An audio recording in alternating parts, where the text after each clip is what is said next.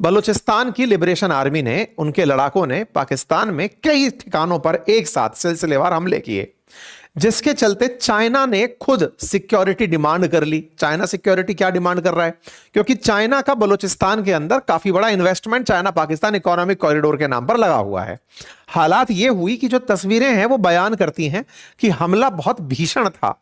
Chinese लोग डर गए कि भाई सुनो, हम यहां पर काम नहीं कर पाएंगे, अगर पाकिस्तान हमें सुरक्षा गारंटी नहीं दे पाएगा तो हम अपने लोगों को यहां से निकाल कर ले जाएंगे। तस्वीरें चीख चीख कर बता रही हैं कि बहुत ही जबरदस्त कोई आतंकी हमला हुआ था। कहां पर हुआ था?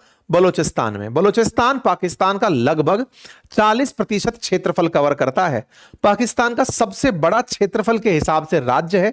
ईरान अफगानिस्तान से बॉर्डर साझा करता है और इसी बलूचिस्तान में सबसे ज्यादा मिनरल्स पाए जाते हैं। ये वही बलूचिस्तान है जिसके अंदर ही ग्वादार पोर्ट को Pakistan China Pakistan economic corridor के नाम पर बना रहा है। ये वही बलूचिस्तान है जहां पर कनाडा को, अमेरिका को मिनरल्स की माइंस दी गई हैं कि आप यहां से निकाल सकते हैं। ऑयल की खोज भी इसी जगह चल रही है। पाकिस्तान की आबादी यहां पर 12.34 मिलियन रहती है, लगभग 1.25 करोड़ लोग रहते हैं इतने बड़े क्षेत्रफल में। और ऐसे में लगभग इतना बड़ा क्षेत्रफल, 1,34,000 किलोमीटर स्क्वायर का क्षेत्रफल जो है, मीटर स्क्वायर माइल स्क्वायर का जो क्षेत्रफल है, इसमें इतनी कम आबादी। अब आप पूछेंगे कि इतने बड़े क्षेत्रफल में 1.25 करोड़ लोग, तो इसका मतलब पॉपुलेशन डेंसिटी बहुत कम है। पॉपुलेशन डेंसिटी बहुत कम है, यही पाकिस्तान की फौज की सबसे बड़ी दिक्कत है। वो समझ ही नहीं पाते किस किस के पीछे कितने लोग खड़ा करें।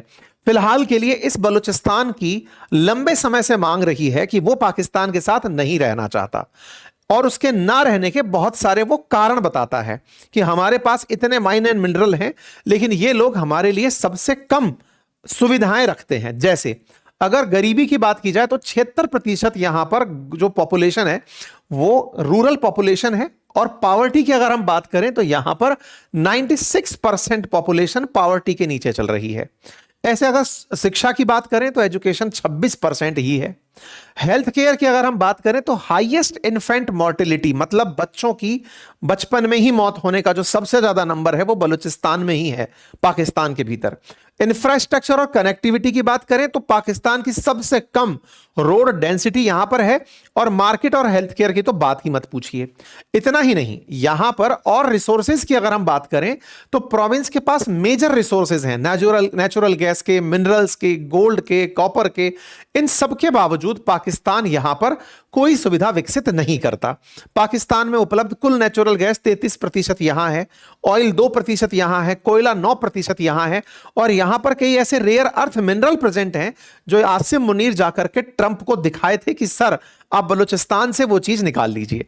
ये लोग जब गए, क्योंकि पाकिस्तान के जब खुद रक्षा मंत्री ये बोल रहे हैं कि हमसे बलूचिस्तान नहीं संभल रहा, बलोच लिबरेशन आर्मी के जो लड़ाके हैं वो पाकिस्तान की सेना को थकाए हुए हैं, ऐसे में इन लोगों ने वहां जाकर अमेरिका की मदद मांग ली। अमेरिका से बीएलए को, बलोच लिबरेशन आर्मी को, इन लोगों ने आतंकी संगठन डिक्लेयर करवा लिया।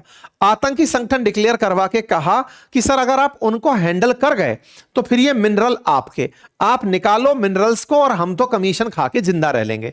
तो ट्रंप को यह ऑफर पसंद आया, उन्होंने कहा ठीक है, चाइना भी काम कर रहा है और हम भी काम करेंगे। हालात सोचिए इस जगह के ऐसे हैं कि इतना मिनरल रिच जगह जिसके ऊपर अमेरिका, चाइना, कनाडा सब नजर बना के बैठे हैं, वहां के हालात में लोग पानी के लिए तरस रहे हैं। परिणाम यह हुआ कि यहां के लोगों ने सरकार के खिलाफ ही बंदूक उठा ली। बलोच लिबरेशन आर्मी नाम से एक संगठन बना लिया जो बलूचिस्तान को सेपरेट करना चाहता है पाकिस्तान से। वो नहीं चाहता कि वो पाकिस्तान के साथ रहे। इन्हीं बलोच लिबरेशन आर्मी के लड़ाकों ने 31 जनवरी की रात 1 फरवरी की सुबह जो सुर्खी बनी वो ये कि लगभग 120 लोगों की जान ले ली। 120 जो लोग मारे गए वो उनमें मुख्यतया पाकिस्तानी सेना, खुफिया एजेंसी या उससे संबंध लोग थे। उन लोगों को मारने के लिए बीएलए के लड़ाकों ने सुसाइड बॉम्बिंग तक का उपयोग किया।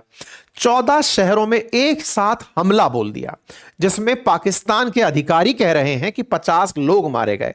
वहीं बलूचिस्तान का मानना है, बीएलए का मानना है कि उन्होंने लगभग 125 लोगों की जान ली। बदले में पाकिस्तान की सेना अगले दिन उन्हें खात्मा करने के लिए जब उतरी तो उनका कहना है कि उन्होंने 145 बलोच लिबरेशन आर्मी के लड़ाकों को मारा। कुछ इस प्रकार से यहां पर आतंकी हमले हुए। आतंकी हमले पाकिस्तान की नजर में थे और बीएलए की नजर में यह स्वतंत्रता संग्राम था। ऐसे में यहां के बहुत सारे दुकान, शॉपिंग कॉम्प्लेक्सेस, अस्पताल, पुलिस स्टेशन, उन्हें बीएलए के लड़ाकों के द्वारा कंट्रोल में ले लिया गया। जानकारी में कुछ ऐसे सीन भी बाहर निकल कर आए जहां पर महिलाएं आत्मघाती बम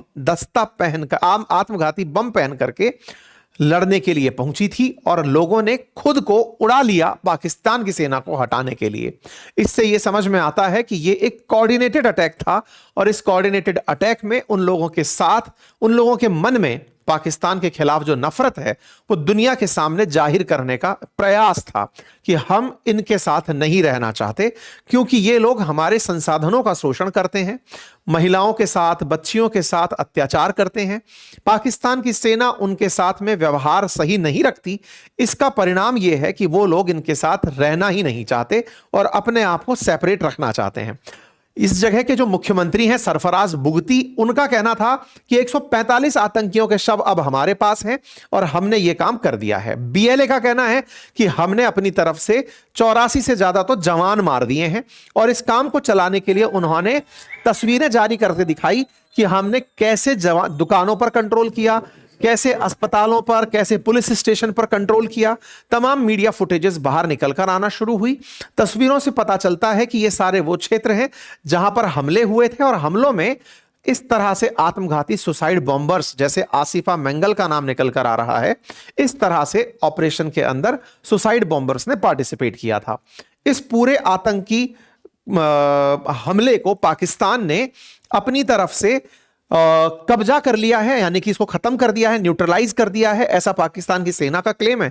लेकिन बीएलए का क्लेम है कि वो कामयाब रहे बहुत सी जगह पर कंट्रोल स्थापित करने में। बीएलए ने इस पूरे कार्यक्रम को ऑपरेशन हैरॉफ नाम दिया। ऑपरेशन हैरॉफ ये 2.0 था। इससे पहले इन्होंने 2024 में भी ऑपरेशन हैरॉफ चलाया था, 2026 में फिर से चलाया है। ऑपरेशन हैरॉफ में हैरॉफ शब्द एक काले तूफान को इंगित करता है जो कि जब जाता है तो बहुत कुछ ले जाता है। तो ऑपरेशन हैरॉफ इस बार जो चला वो पाकिस्तान की सेना को बर्बाद करने के लिए, पाकिस्तान के जो एस्टेब्लिशमेंट्स हैं उनको उखाड़ने के लिए था। आप यहां पर इन तस्वीरों के अंदर देख सकते हैं किस तरह से यहां पर भीषण हमले हुए और उसके अब बानगी यहां पर तस्वीरों में बयान हो रही है। पाकिस्तान में हुए इस हमले के बाद यहां के जो डिप्टी प्राइम मिनिस्टर इशाक डार हैं वो बाहर निकलकर आए और इस हमले की कड़ी निंदा की। ओआईसी यानी ऑर्गेनाइजेशन ऑफ इस्लामिक कॉपरेशन आई, उसने इस आतंकी हमले की निंदा की। यूके की एम्बेसी जो पाकिस्तान में है उसने निंदा करी, अमेरिका ने निंदा करी, सब निंदा पर उतर आए। इसके बाद में मीर यार बलोच, जो कि बलोचों के बात रखने के लिए ट्विटर पर होते हैं, उन्होंने यूएस एम्बेसी को टैग करते हुए लिखा कि आपको पाकिस्तान जो हमारे साथ यातनाएं कर रहा है वो नजर नहीं आती। आज वो लोग मजबूर होकर के दुनिया के सामने ये बताने के लिए बेबस हैं कि हमारी कौन सुनेगा, इसलिए उन्होंने इस तरह से हथियार अपनाए। अमेरिका कब उनकी सुनवाई करेगा। खैर, इस बीच में ये पन्नू का भी एक वीडियो, पता नहीं मॉर्फ्ड है या रियल है, वो बाहर आता है जिसमें वो कहता है कि बलोच लिबरेशन आर्मी जो है वो भारत के सपोर्ट से पाकिस्तान में आतंकी हमला फैला रही है। पाकिस्तान के अंदर आतंकवादी कारनामे सारे भारत द्वारा प्रोपोगेटेड हैं। जो ये बोलता है वो यहां के कुछ और लोग भी बोलते हैं, जैसे मोहसिन नकवी को पहचानिए जो कि पीसीबी के चीफ भी हैं और इनके इंटरनल मिनिस्टर भी हैं। इनका कहना है कि बलूचिस्तान में जो आतंकी हमले हुए वो भारत द्वारा प्रायोजित थे। इन लोगों ने आजकल भारत को, इनके यहां पर कुछ भी हो उसके लिए भारत को जिम्मेदार ठहराना शुरू कर दिया है। इनको लगता है ऐसा करके ये स्कोर सेटल कर लेंगे पुराने जमाने का, जो इनके ऊपर हमेशा आरोप रहे कि इनके यहां से आतंकी भारत में आते हैं। ये अपने स्कोर को सेटल करने के लिए कि हां भाई भारत ने हमारे यहां पर हमला करा दिया। खैर, भारत ने इस बात को तुरंत रेस्पॉन्ड करते हुए कहा कि तुमसे तुम्हारा देश संभलता नहीं है और तुम हमारे ऊपर बयानबाजी करते हो। यह बात खुद इनके रक्षा मंत्री ने संसद में स्वीकार ली कि सब बलूचिस्तान के अंदर हम हैंडीकैप हैं, फिजिकली हैंडीकैप हैं। संसद में बयान देते हुए इन्होंने कहा कि वो एक इतना बड़ा क्षेत्र है और वहां की जो रिबेल पॉपुलेशन है उसे कंट्रोल कर पाना हमारे लिए बहुत मुश्किल है।